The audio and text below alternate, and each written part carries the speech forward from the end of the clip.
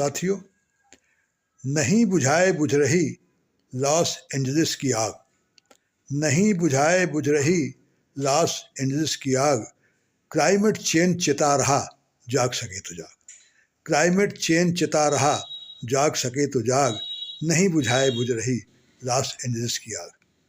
7 जनवरी से भयानक आग लॉस एंजलिस में भड़की जंगलों में, और उससे लाखों लोगों को घर खाली करना पड़ा। हजारों इमारतें जलकर खाक हुई, जिनमें हॉलीवुड सेलिब्रिटी की आलीशान बंगले भी थे, और अभी तक आग पे काबू नहीं पाया गया है। अब 1000 से ज़्यादा कैदियों को फायर फाइटर के रूप में लगाया गया है कि आग को बढ़ने से रोकें।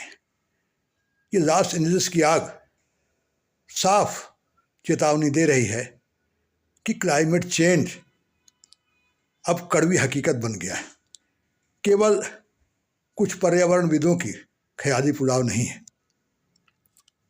और इसकी वजह से ग्रीन हाउस गैसों के बढ़ने से धरती के सिस्टम में भारी उलटफेर हुआ है, और इसी की वजह से कहीं जंगल की आग भड़कती है, कहीं भारी सूखा पड़ता है, कहीं तूफान आता है, और कहीं पर भयानक बाढ़, जैसे कि अभी भारत और पाकिस्तान में देखा गया था कि कहीं कहीं तो पूरे मौसम की बारिश सिर्फ कुछ दिन में हो गई, भयानक बाढ़ आ गई। अचानक यूरोप में गर्मी बहुत बढ़ जाती है। ये सब संकेत हैं कि धरती का स्वास्थ्य ठीक नहीं है, और अब किसी एक देश के बस की बात नहीं है कि जलवायु परिवर्तन से वह निपट ले। इसके लिए जरूरी है कि सभी देश मिलकर प्रयास करें, और जबकि हालत यह है कि विकसित देश मदद करने में, ग्रीन टेक्नोलॉजी के लिए गरीब देशों को, विकासशील देशों की मदद करने में ही राहवाली करते हैं।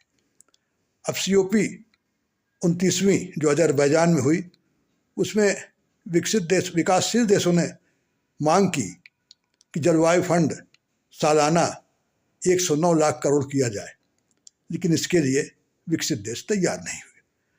तो जब तक इसको एकजुट होकर के इस समस्या पर गंभीरता से लोग नहीं प्रयास करेंगे, तो ये परेशानियां इसी तरह बढ़ती जाएंगी, और झेलना सबको पड़ेगा, चाहे वो विकासशील देश हो या विकसित देश, कोई भी बचने वाला इससे नहीं है।